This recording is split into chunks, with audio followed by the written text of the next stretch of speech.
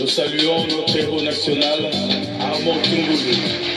Depuis le village Bombili, El Comandante, le maréchal Jing Congo.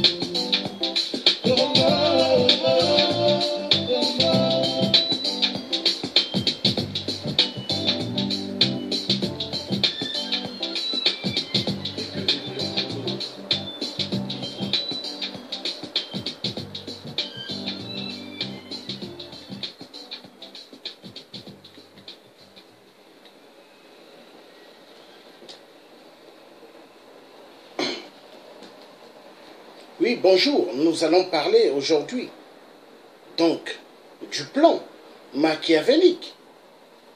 Les occupants occidentaux 666, le plan secret des élections présidentielles en RDC est égal le plan rapide d'une balkanisation. L'histoire se répète. Ouvrons nos yeux, tous en RDC, ainsi que toute notre Afrique. Ainsi que dans toute. Il manque dans. Bon, tout à l'heure, ça va être mis. Donc, les Occidentaux ont des plans machiavéliques. Et ces plans, ce n'est pas qu'aujourd'hui. C'est pas qu'aujourd'hui. Et l'Africain doit ouvrir ses yeux. L'histoire se répète et se répète.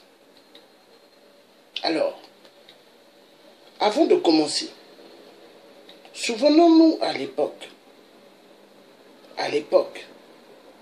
si vraiment les gens ont une bonne mémoire,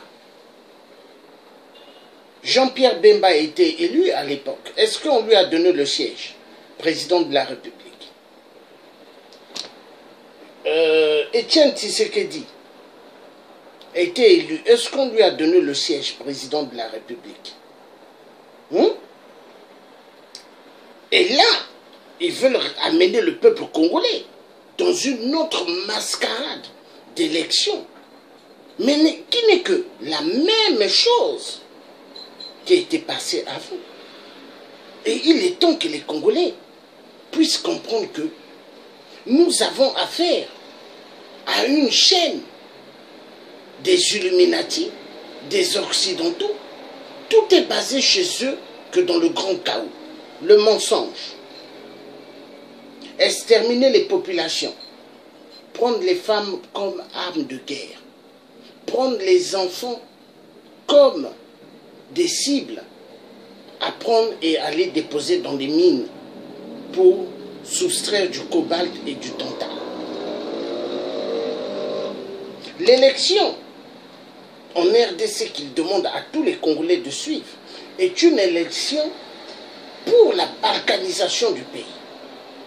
Et les peuples congolais doivent ouvrir les yeux. Il y a quand même pas mal de gens qui ont étudié, qui sont en RDC et qui sont dehors du pays. Mais deux fois, il y a des moments où je me pose la question, est-ce que les Congolais arrivent à réfléchir ou pas? Il est temps que les Congolais puissent déprogrammer la puce que l'être blanc avait inculquée dans leur cerveau. Il faut déprogrammer cette puce. Parce que de loin, ils ont une télécommande, là où ils arrivent bien à manipuler tout Congolais. Et il est temps que les Congolais sortent de cette manipulation, parce qu'ils les manipulent avec une télécommande, à distance. Et il est temps. Est-ce qu'il faut continuer? Moi, je dis non.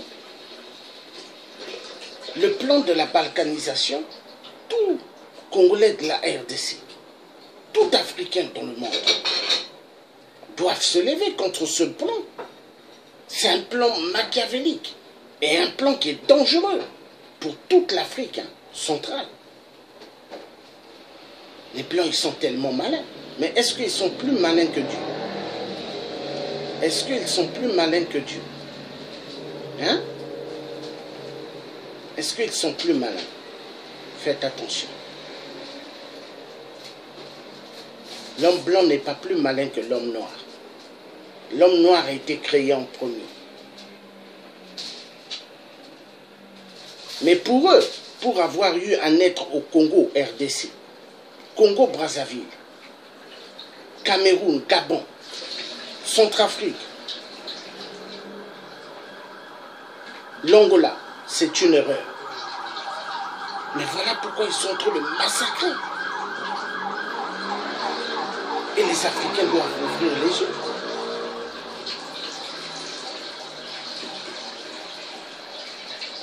Les Africains doivent comprendre.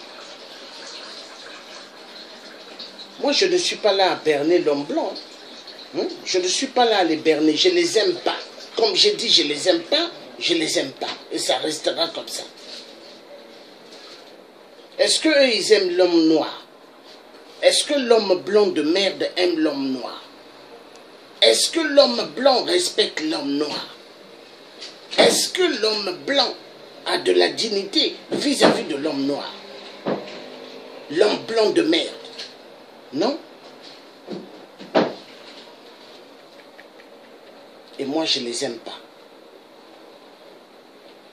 Et ma position, elle est comme ça. Personne ne changera ma position vis-à-vis de l'homme blanc, ce que j'ai dit. Ça restera comme ça et ça restera comme ça. Hein? Le blanc qui n'est pas d'accord, qui vienne me voir. Car tous, c'est des enfoirés de merde. Hein? Les Sénégalais, ils sont beaucoup complexés des blancs. Les Sénégalais. Ils sont complexés des blancs. Mais moi, je ne suis pas complexé des blancs. Les Sénégalais sont complexés de l'homme blanc. Les Sénégalais sont complexés de l'homme blanc. Mais moi, le Tchè africain, je ne suis pas complexé de l'homme blanc. L'homme blanc, je le déteste. Et la vérité doit être dite.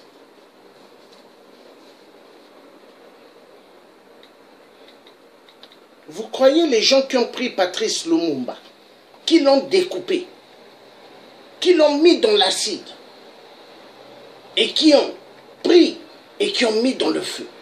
Vous croyez que ce sont des gens?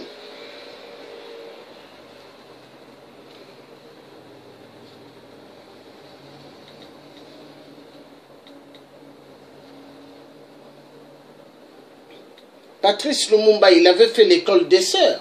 L'école des sœurs, là où ce qu'on apprenait faire que du bien, Hein? Mais regardez comment on lui a fait. Comment on lui a fait. Hein? Par qui? Les mêmes. Les Belges de merde.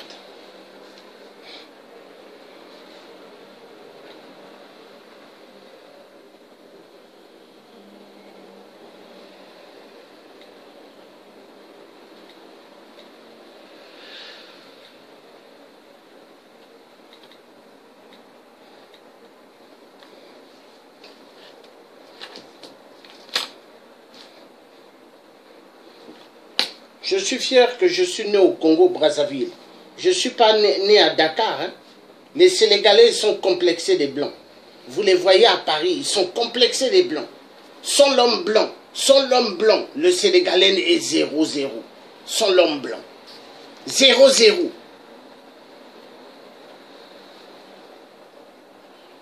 Nous, le peuple bantou, on n'est pas complexé de l'homme blanc. Et les Blancs, ils le savent bien. Pourquoi ils nous martyrisent? Pourquoi ils tuent le peuple bantou? Pourquoi ils les tuent? Pourquoi ils les exterminent? Ces sales races de Blancs de merde. Pourquoi ils exterminent l'homme noir? Pourquoi? Posez-vous la question. C'est des barbares. Des enfoirés de merde. Des barbares. Des barbares qui veulent que l'être humain noir se baisse vis-à-vis d'eux. Oui, et ils aiment ça. Hein. Mais vous attendrez longtemps. Si vous croyez que moi, le Tchè africain, je veux me baisser vis-à-vis de vous, hein, vous allez attendre longtemps. Parce que moi, je vous déteste. Je ne vous aime pas. Et ce que je vous ai dit, c'est comme ça. Hein. Et ça ne va pas changer. Hein. Je vous déteste.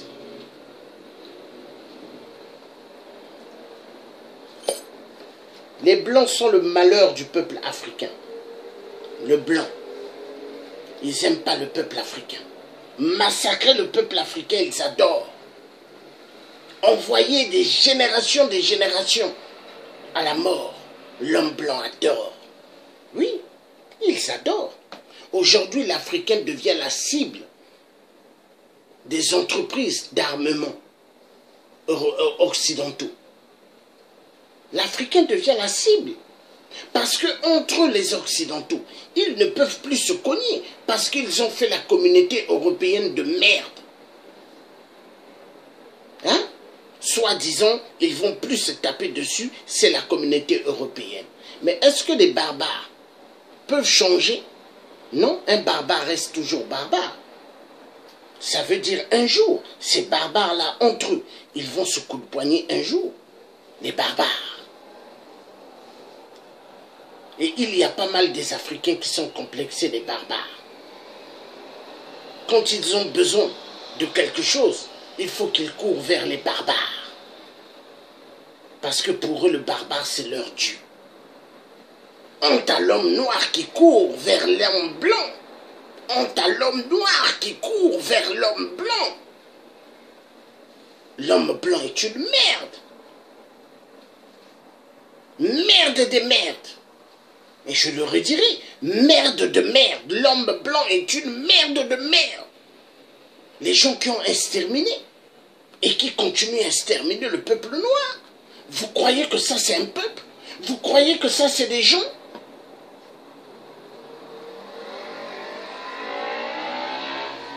Il y a des gens, ils se sont levés dans les combats des Africains. Maintenant, ils commencent à mettre les photos de François Hollande sur leur mur. Mais François Hollande, vous croyez que François Hollande va vous aimer? Est-ce que François Hollande, hein, la pute qui a instauré le mariage pour tous, mais mariage pour lui, vous croyez que François Hollande va aimer qui? Il n'aime personne. Un vrai raciste. Ce que la RDC est en train de connaître. Hein? François Hollande a fait quelque chose? Non. Emmanuel Macron fait quelque chose? Non. Mais vous blaguez avec le peuple blanc, vous. Hein? Les Français, les Anglais, les Américains, les Italiens, les Espagnols, les Portugais, les Américains, les Belges. Mais tout cela, c'est de la merde.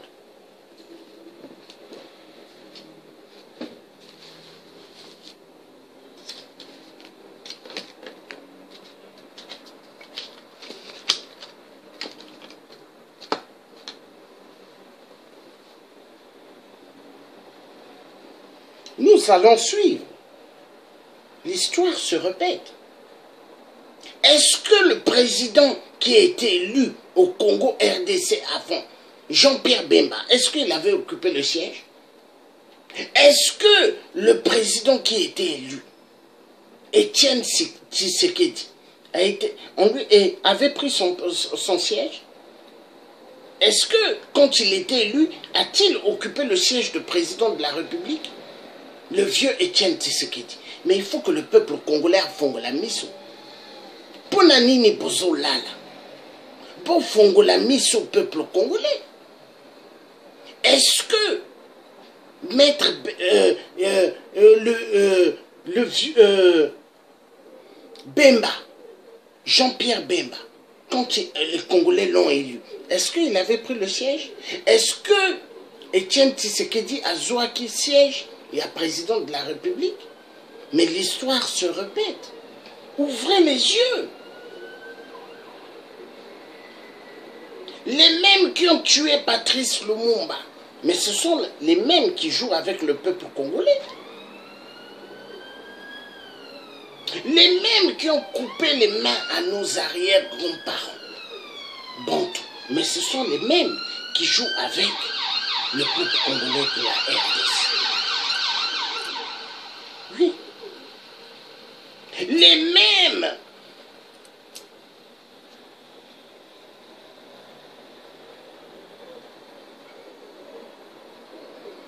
qui ont souri hier, qui montrent qu'ils sont bien avec le peuple congolais, mais ils les tuent.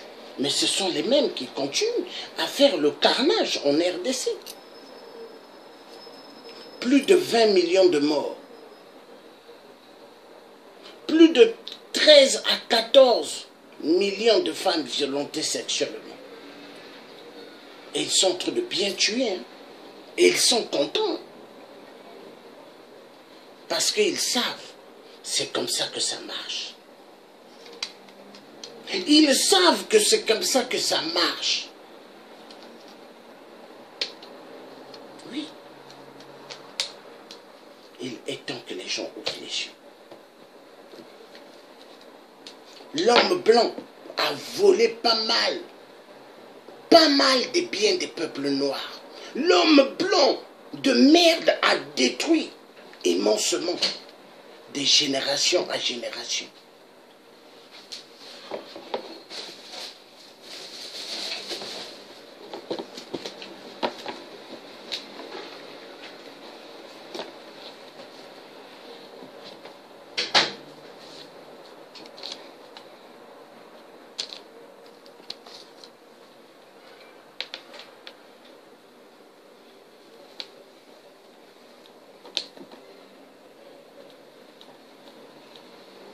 Est-ce que Dieu, quand il a créé le ciel, est-ce que Dieu, quand il a chassé Satan là-haut, est-ce que Dieu encore est revenu vers Satan dire non, reviens? Non. Et un vrai résistant, c'est celui quand il commence quelque chose, hein, il va à fond.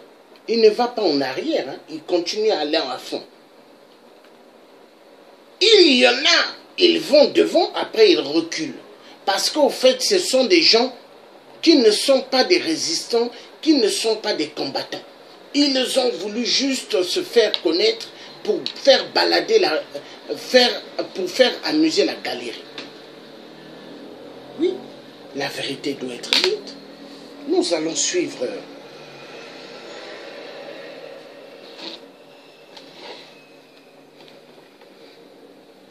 Les Congolais, si vous n'ouvrez pas les yeux, ça va être grave. Hein? Parce que ce qui va arriver au Congo RDC, hein? Si vous ne faites pas attention, avec les jeux que les Occidentaux ont mis en route, hein? Vous allez pleurer. Parce que les Occidentaux, là, ce n'est pas des gens à faire confiance. Congo, ils ont appelé Yabini.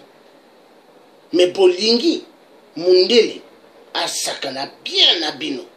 Mundele a zui Mboka Yabino en otage. A zui Congo en otage. Ni Bango, ba Occidentaux. Et les mêmes Wana, ba zui Mboka en otage. Ba Congolais encore, bazo benga bango. Au secours. Les mêmes bazui Mboka na bino.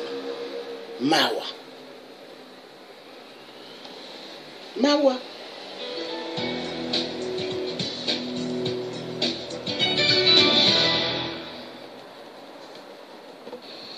Merci de nous faire confiance. Les rapports entre l'Occident et les dirigeants de la République démocratique du Congo n'ont jamais été francs. Et pour preuve, les pressions extérieures actuelles sur Kinshasa sont similaires à celles justement exercées il y a environ 20 ans sur le feu maréchal Mobutu Sese Seko à l'époque du Zaïre. Exactement le même spectacle pour un jeu bien connu avec un semblant des soucis pour la recherche du bonheur du peuple congolais.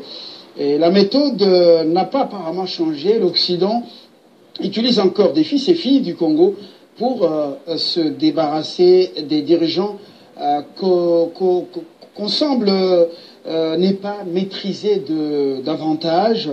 Et pour y arriver, plusieurs cartes sont sur la table de grandes puissances ou des cercles restreints, afin d'arriver à un seul résultat très très loin, justement, du pays et même du bonheur du peuple congolais. Pour vous en convaincre, nous vous proposons justement l'interview que le feu Mobutu avait accordée en son temps à la presse étrangère. Les questions et leurs réponses, vous allez suivre, ça va vous étonner. Où en sommes-nous là? D'abord, cette interview. C'est possible. L'échéance du 4 décembre. Oui. Le 4 décembre, normalement, dans le système ancien, oui, je dirais, votre dernier mandat venait à expiration. Le 4 décembre prochain. Oui. Est-ce que ça ne peut pas être l'occasion pour vous, précisément, de vous adresser à la nation et de dire que pour le bien supérieur du pays, vous vous retirez? Je peux le faire si ça vient de moi, mais pas sous la dictée de qui que ce soit, comme vous le faites, comme vous me le proposez. Parlons d'abord du 4 décembre, qui vous paraît, qui vous semble une date fatidique. Non. Non. Il s'agit, pendant la transition que nous traversons, d'une constitution de la Deuxième République, bien entendu, mais révisée, tout en homme bien. Et en annexe à cette constitution révisée, vous avez les dispositions transitoires, qui, en leur article 4, stipulent que le chef de l'État, en fonction, reste en fonction jusqu'à l'élection de son successeur. C'est clair. Vous connaissez cette disposition transitoire. Mais ce n'est peut-être pas tout à fait le moment de faire du juridisme, il y a aussi un problème de confiance. Je ne fais pas du juridisme. La confiance est un facteur très important dont il faut tenir compte. Et ce facteur ne peut intervenir que lorsqu'on ira devant les électeurs. Ce n'est pas à moi ni à vous de prédire ce qui va arriver. Voilà. Donc, le paradoxe étonnant quand même de ce processus de démocratisation qui est en cours, c'est que ça prolonge votre présidence d'une manière indéfinie. Ce n'est pas à cause de moi. S'il s'agissait que de moi, on serait déjà loin. Loin. Ces dernières semaines, vous avez subi des pressions énormes du côté de Français, Belges et États-Unis pour quitter la présidence? Écoutez, mon cher ami, j'ai ma conception de l'indépendance et de la souveraineté d'un pays. Et dans les termes de mon serment constitutionnel, vous trouvez ces deux mots. Mais on en revient au début de... Et voilà, donc nous avons choisi l'essentiel. Je vous présente les compatriotes avec lesquels on aborde, on décrypte cette partie de l'histoire, cette page de l'histoire. Flavien Massounda, vous êtes historien de la politique, bienvenue. Et puis Freddy Mulumba, politologue et journaliste, et Michel Kitoko, politologue. Et également, vous êtes leader du Club des Patriotes Congolais. Je commence par l'historien ou l'historien de la politique. Flavien Massounda, l'histoire se répète-t-elle? Ça se passe... la date fatidique à cette période, c'était le 4 décembre. Comment comprenez-vous cette interview? Merci, M. Fabien. Merci pour l'invitation sur votre plateau. C'est toujours un honneur et un bonheur que de venir sur votre plateau. Je pense qu'effectivement, quand on suit l'élément qui vient d'être projeté là, l'histoire se répète. L'histoire se répète parce que les mêmes pressions subies par le maréchal à cette époque-là, avec la date fatidique qu'on a évoquée du 4 décembre, semblent être la même aujourd'hui. Les mêmes pressions subies par le président Joseph Kabila et la classe politique.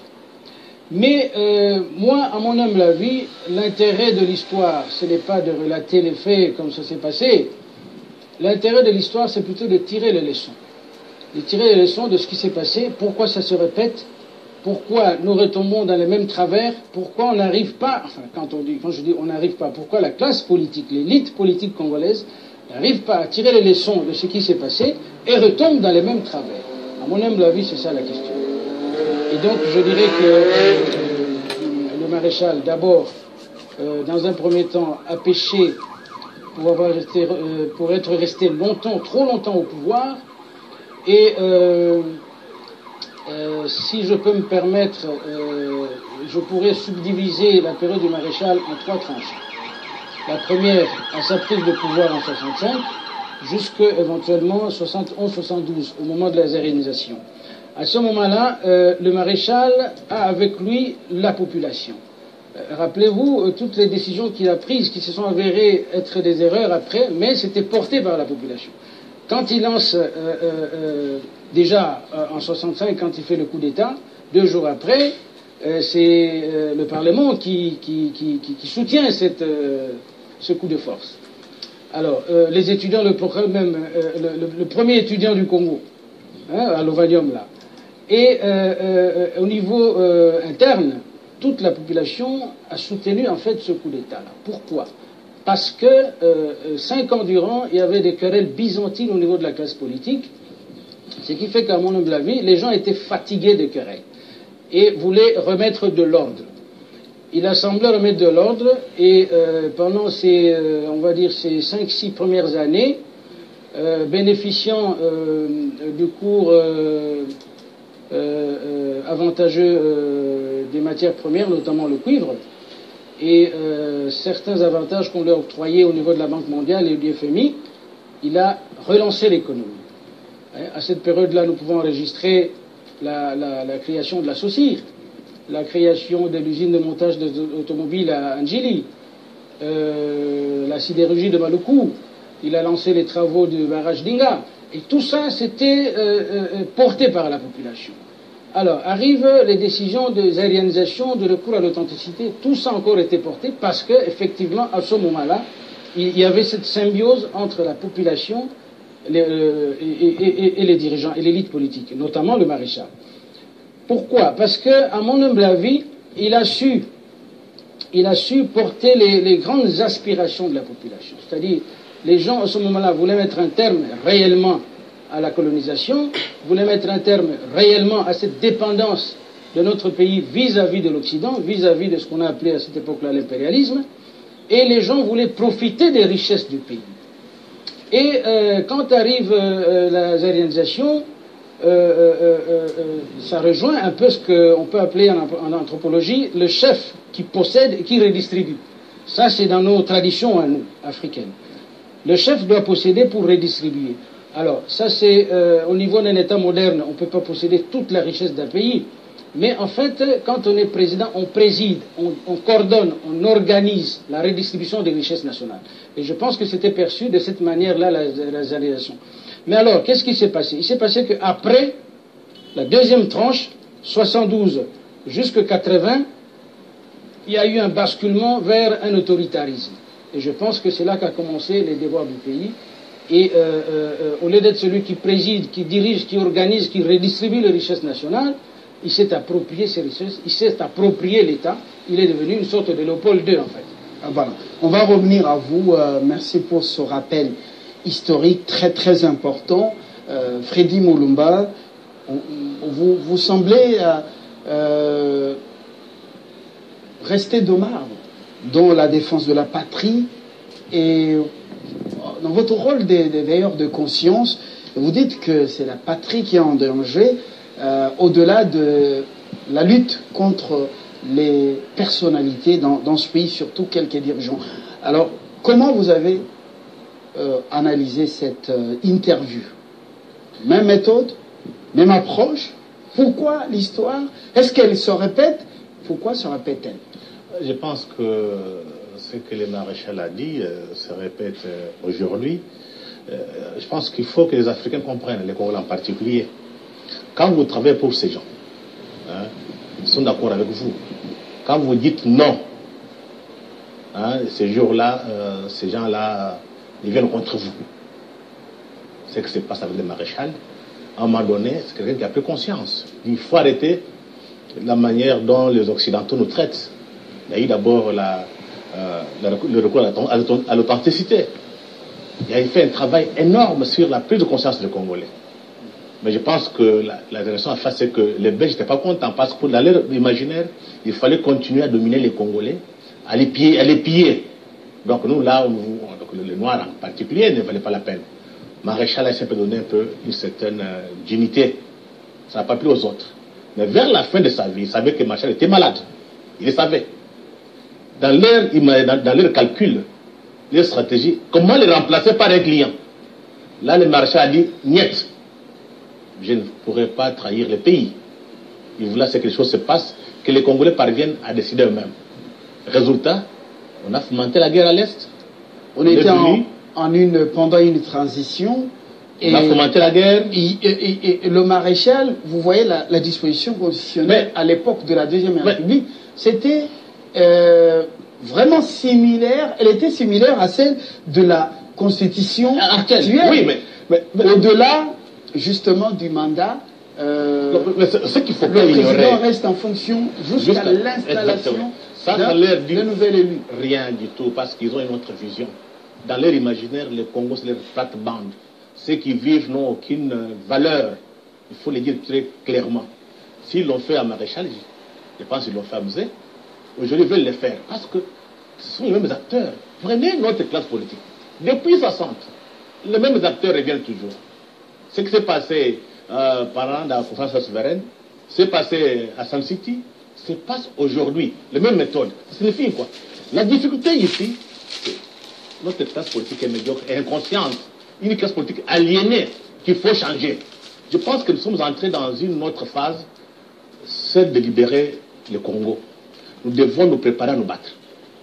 Il faut se préparer parce que les Occidentaux, ils ont un calcul. Ils peuvent faire pendant 20 ans, 30 ans. Ils vous disent, si ce plan ne réussit pas, on fait notre plan. Mais si vous êtes chez nous, Kinshasa, vous pensez en termes de démocratie, développement, bonne gouvernance, vous êtes perdus. Donc nous devons nous préparer déjà à nous battre. Parce que si nous nous battons aujourd'hui... Vous battre avec ceux qui sont plus forts que vous. Mais ils ne sont pas plus forts, mon frère. Castro vient de mourir. Est-ce que vous en avez les moyens? Mon cher ami, Castro, tu vois Castro, fidèle. Fidèle a battu Batista, qui s'est soutenu par l'Amérique avec tous les moyens possibles, toutes les armes militaires. Fidel Castro a battu les Américains avec ses livres sud-africains en Angola. C'est question d'avoir la volonté de savoir pourquoi on se bat. La difficulté ici, j'ai dit, nous avons des élites aliénées, arriérées, complexées.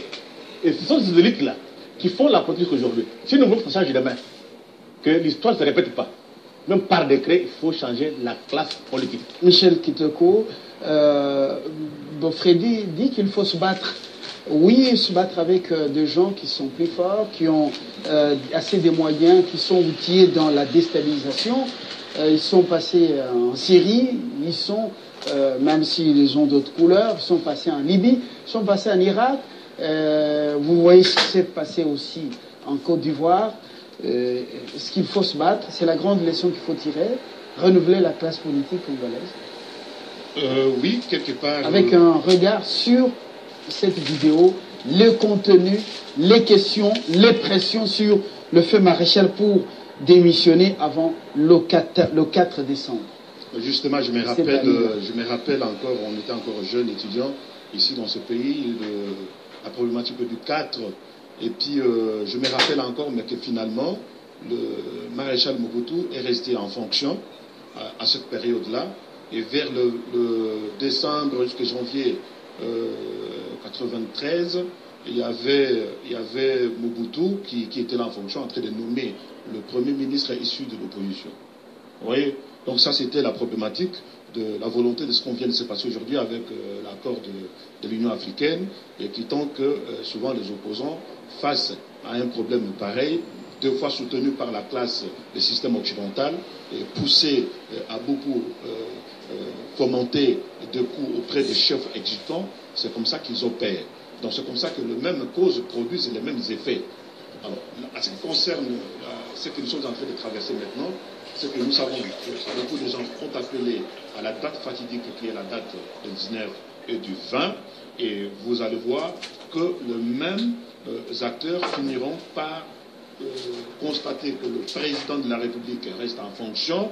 Ils vont essayer de travailler pour avoir des postes ici et là. C'est toujours comme ça. Mais la pression occidentale... Le même décor.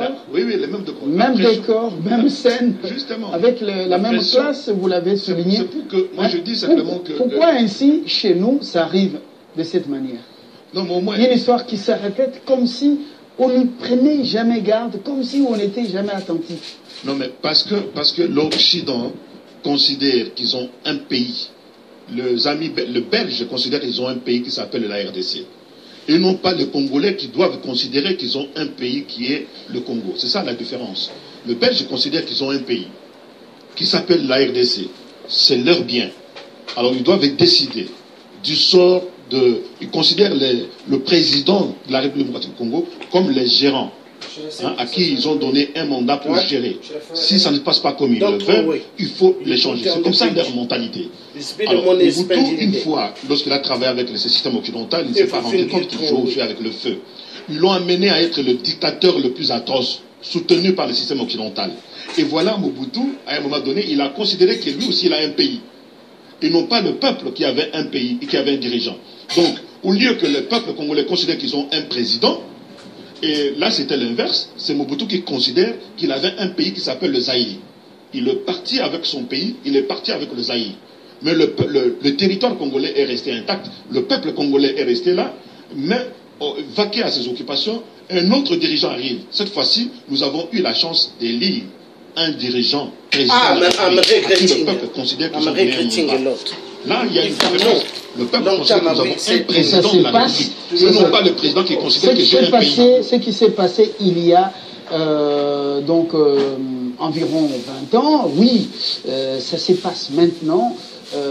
Après, vous voyez, c'est pratiquement vers le même mois, et vous voyez la pression a la même couleur, même approche. Pourquoi vous ne démissionnez pas? Pourquoi vous ne pouvez pas partir avant cette date? Pourquoi vous êtes comme ça? Oui, monsieur oui, merci beaucoup. C'est curieux quand même. Oui, c'est curieux que ça se répète de la même manière en fait.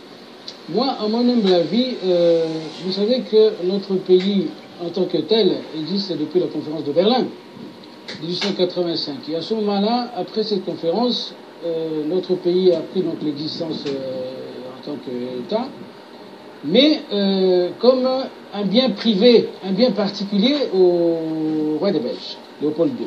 Donc nous étions un bien privé de Léopold II, donc de la conférence de Berlin jusqu'à 1908. Après, on devient un bien privé de la Belgique, Congo-Belge, jusqu'en 60. Et nos élites de l'indépendance ont pris conscience de cela. Ils ont mobilisé nos populations pour conquérir l'indépendance, ce qui est arrivé le 30 juin 60. Donc, à partir du 30 juin 60, nous devenons un État à part entière. Autrement dit, puisque nous avons la chance que nos compatriotes nous suivent, il faut qu'ils comprennent aussi. Autrement dit, au 30 juin 60, nous entrons dans l'arène, comme État, comme tout le monde. Donc, donc voilà, c'est un peu ça. Donc au 30 juin 60, nous entrons dans l'arène comme État dans le concert des nations.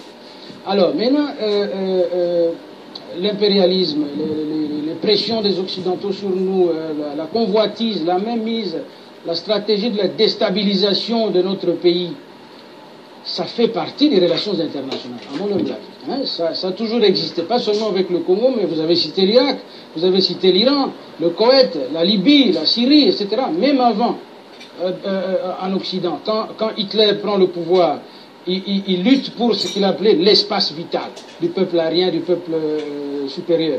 C'est la même chose. C'est l'impérialisme, c'est l'espace vital. Alors, si nous allons dans les sciences biologiques, on peut dire, voilà, l'espèce le plus fort survit, le plus faible disparaît. Donc, nous entrons dans la compétition, en fait. Maintenant, c'est à nous de savoir, au lieu de pleurnicher, nous avons, c'est vrai que Freddy appelle, il faut se battre. Il faut se battre.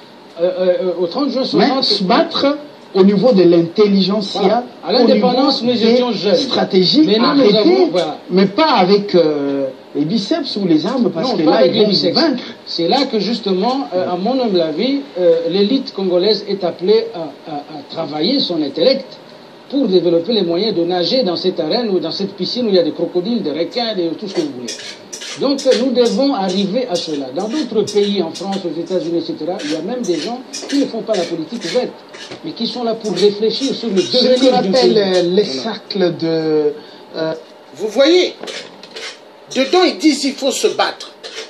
Mais est-ce que les Africains de ce nom, des Africains qui sont des traîtres, des Africains qui prennent des photos de l'homme blanc, comme François Hollande la pute, comme Macron, ils mettent dans leur mur Facebook. Mais qu'est-ce qui ne va pas avec la tête des Africains? Qu'est-ce qui ne va pas? Et ils lisent la Bible. Hein. Parmi eux, il y a pas mal qui connaissent la Bible. Hein. Ils parlent de Jésus-Christ. Mais en fait, ce sont des Judas. Parce que celui qui parle de Jésus-Christ, qui connaît que Judas a trahi Jésus-Christ, est-ce qu'ils peuvent mettre la photo de François Hollande? Est-ce qu'ils peuvent mettre les photos de Macron? Je vais commencer à dégager des gens sur mon mur Facebook. Parce qu'il y a pas mal qui commencent à m'énerver. Hein. Nous, on se bat pour libérer l'Afrique. Hein. Nous, on ne s'est pas levé pour s'amuser. Hein.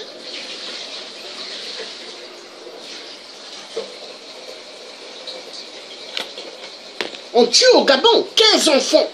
15, 10 plus 5. 15 tués à la plage gabonaise. Mais est-ce que les Gabonais ont une tête?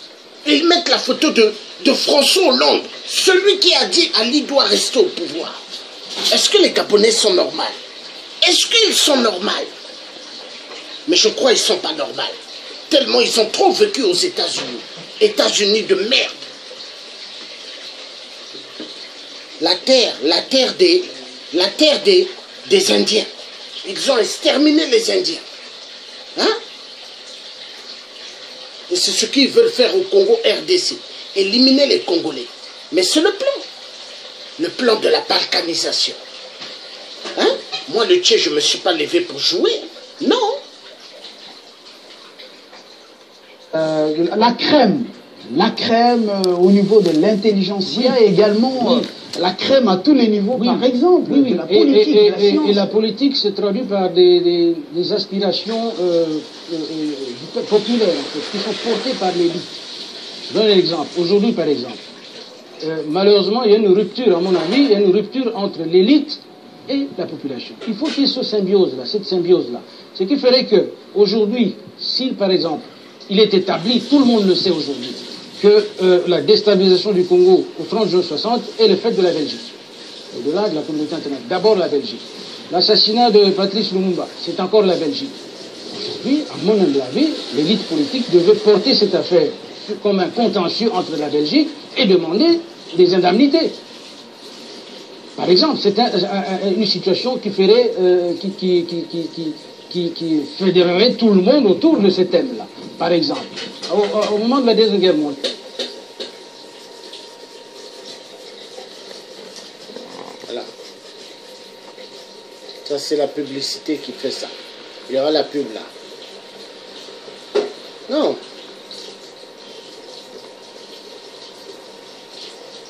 C'est pas levé pour l'amusement. Plusieurs personnes qu'on massacre. Plusieurs. Ils sont en train de massacrer. Et les gens croient qu'on s'est levé pour s'amuser. Non, on ne s'est pas levé pour s'amuser. Ceux qui veulent s'amuser, qu'ils s'amusent. Ceux qui veulent être les putes d'Ali Bongo, baisser leurs pantalons. Mais qu'ils aillent au Gabon. Mais foutez-nous la paix. Déconnectez-vous de mon mur. Dégagez. Vous mettez les photos de Hollande. Hollande la pute. Celui qui a voté le mariage 2 hommes, 2 femmes. Mais vous êtes qui, vous? Est-ce que vous êtes normal?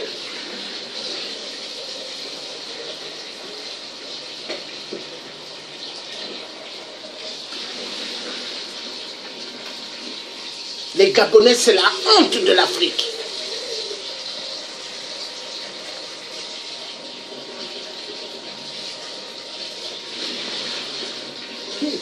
Important notamment de l'année qui a servi à fabriquer la première bombe atomique.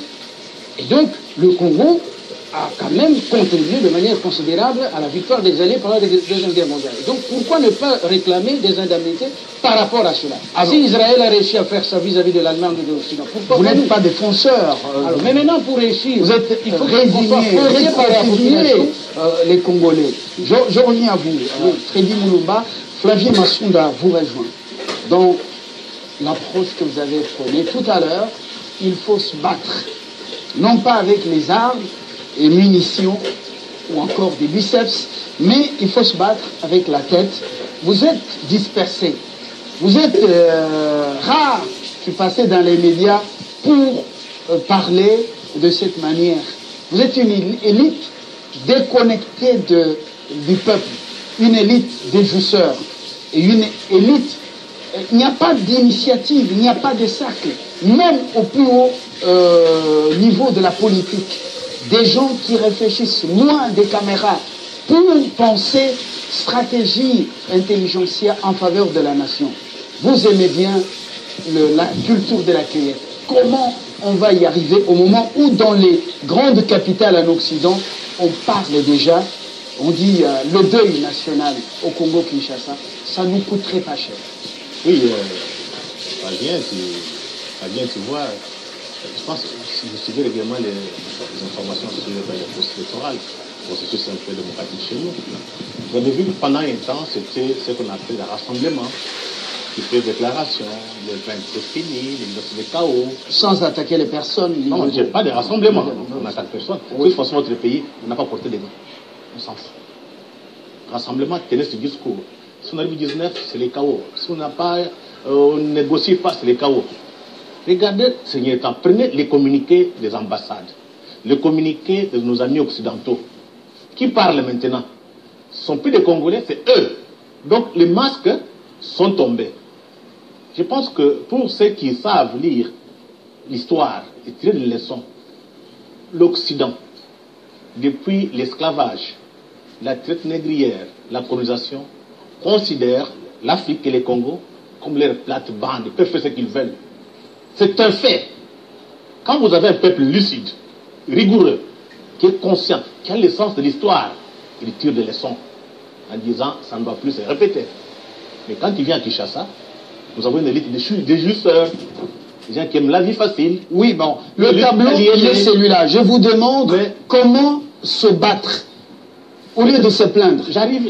Oui. Parce qu'il faut d'abord faire un fait. Les communiqués, on est en train de lire. Non, il faut faire un Après les Belges, les Américains demandent à leurs ressortissants de partir. Non, j'ai dit ceci. Le décor est tel qu'il est là. Il faut faire le constat, terreur. parce que nous parlons à la population, il faut qu'ils comprennent. Le constat est là. Que faire maintenant? Donc, deux choses. D'abord, les médias. Ces politiques existent quand les médias font les relais. Mais quand vous avez des médias médiocres, comme nous avons à Kinshasa aujourd'hui, où on passe dans nos télévisions des danses et des prières, il n'y a pas d'avenir. Donc, il faut vite réformer, je dirais, un peu les médias. Vous n'allez pas interdire les gens de prier, c'est leur droit. Oui. Ouais. Il faut, non. Il y a quand même des télévisions de prières. Ça, c'est normal. Mais je ne pense pas que chez vous, vous faites encore la prière. S'il y a beaucoup de télévisions qui informent, qui forment la population, le peuple prend conscience. Donc, il faut réformer l'espace médiatique et former les journalistes. Nous n'avons pas un background historique, et de deux, on comprend comment la géopolitique internationale fonctionne. Nous pensons que nos querelles ici peuvent résoudre les problèmes. Il y a des mutations internationales, tout bouge. Ceux qui étaient forts ne sont plus. L'Occident, c'est fini. Alors ici à Kinshasa, nous allons repérer l'Occident. C'est terminé. Mais dans ce bouleversement, on ne sait pas, on est dans l'incertitude. Donc, il faut se préparer à se battre. De deux, mais il faudrait maintenant avoir des élites. Est-ce qu'on a une classe politique? On a une élite consciente ici? Il n'y en a pas. Je m'excuse d'être très dur. Ce sont des jouisseurs. Des gens qui passent tout le temps dans des bars en train de boire et manger. Et de danser. Ils ne pensent pas à l'avenir. Donc, il y a ce qu'on peut appeler un déficit idéologique. Il faut former les gens sur le plan idéologique. Musée le disait ici, on a tendance à oublier. Musée le disait, la guerre sera longue et populaire. Est-ce que l'élite congolaise, l'élite politique a pris conscience? Tu vois, quand il s'agit d'augmenter leurs salaires, ils sont contents. Même si les anciens ne sont pas payés, ça ne dit rien. Donc le problème ici, moi j'ai dit, réformer l'espace médiatique. Et deuxième élément, changer la classe politique. On n'a pas d'autre choix. Et se préparer à se battre. Parce que l'Occident est en faillite, il n'a plus d'argent. L'Occident n'a rien du tout. Vous voyez les images en Europe, c'est la misère. Quand quelqu'un a faim, il fait quoi? Il va chercher à manger. Et quand vous n'êtes pas capable de protéger vos richesses, on les prend gratuitement. Donc on ne pleure plus. Il faut, sur le plan intellectuel, mental, se préparer à se battre. Vous savez avoir une armée, parce que c'est bien de parler. Mais si vous n'avez pas une armée, vous ne tiendrez pas debout. L'exemple, on dit l'exemple vient d'en haut. Il n'y a pas de mauvaises troupes. Il n'y a que de mauvais chefs. De telles initiatives, les fragments, vous en avez. Mais et pourquoi est-ce qu'on n'a pas pensé en amont réunir la crème dans tous les domaines et commencer à doper le peuple avec ça? Parce que le peuple est conditionné. Michel Kitoko, présentement, comme les latinistes disent, c'est pas maintenant que vous allez balayer toute la classe politique, c'est pas maintenant que vous allez renvoyer tous les aînés, tous ces vieux à la retraite de manière forcée. C'est pas maintenant que vous allez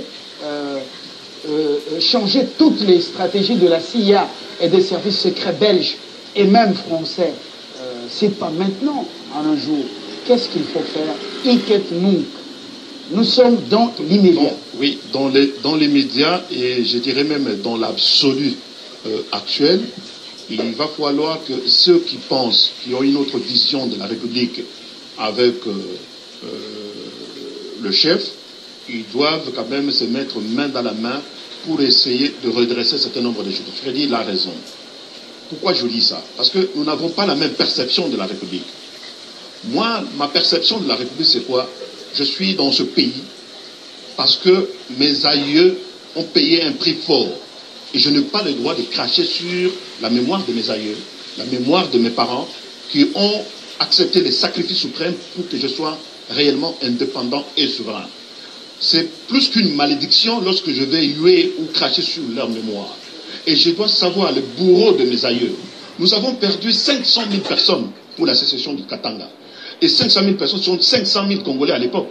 Ce sont des patriotes, des nationalistes qui voulaient racoler le morceau pour que le Congo soit réellement uni. Nous devons enseigner ça à nos enfants.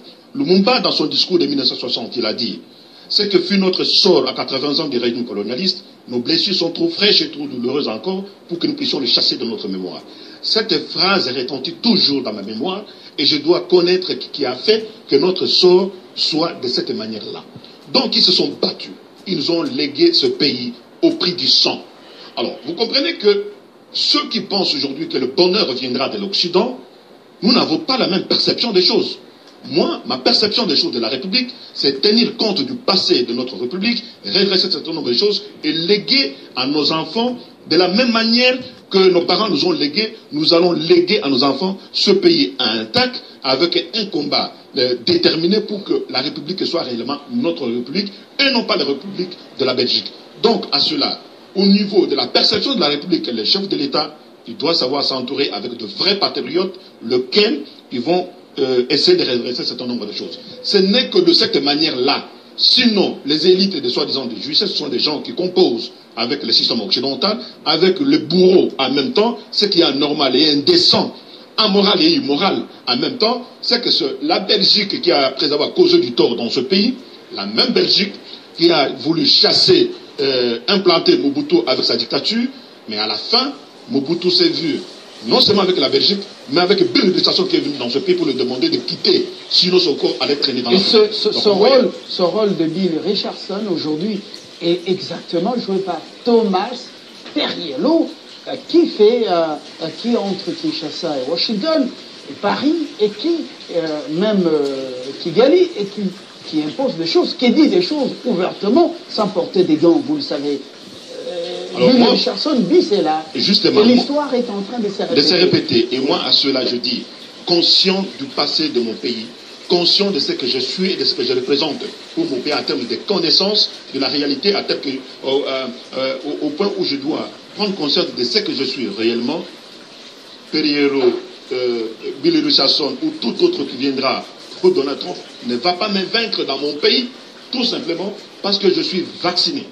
Vacciné mentalement, en sachant que ce pays, c'est le pays qui m'a été légué au prix fort et je n'ai pas le droit de le vendre. Flavien Massounda, Mobutu a servi l'Occident, un élément important pendant la guerre froide. Il a été reçu, ou il était reçu à la Maison Blanche comme un roi de l'Afrique. Ses propres enfants ont séjourné dans la famille Bush, et on connaît bien l'histoire. Et c'est parmi les personnalités africaines reçues dans les messes des officiers de l'armée américaine. Ce n'était pas n'importe qui. Et regardez comment il est traité. Vous avez vu cette interview. Les journalistes à l'étranger, on connaît même le rôle de Colette Brackman. Ce ne sont pas de gens qui se limitent à ce seul rôle d'informer et déformer.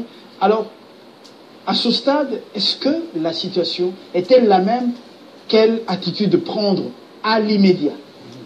Alors, à mon avis, à ce stade, puisque vous parlez de Inket-Nouf, donc ici et maintenant, la situation est quasi la même. La situation est quasi la même. Mais il n'y a aucun intérêt pour nous, à mon avis, de ressasser les mêmes faits. Ah, voilà, de comparer, voilà, ça s'est passé comme ça, maintenant c'est comme ça, il n'y a aucun intérêt. À mon avis, puisque nous sommes conscients que la situation se répète quasiment à l'identique, qu'est-ce qu'il faut faire? Qu'est-ce qu'on n'a pas pu faire à ce moment-là quand c'était le maréchal et qu'il faut faire maintenant? Donc moi je crois qu'il faut arrêter. Nous devons arrêter de donner l'image du petit nègre bon enfant qui se complaît d'être reçu à la Maison Blanche, d'être reçu à l'Élysée avec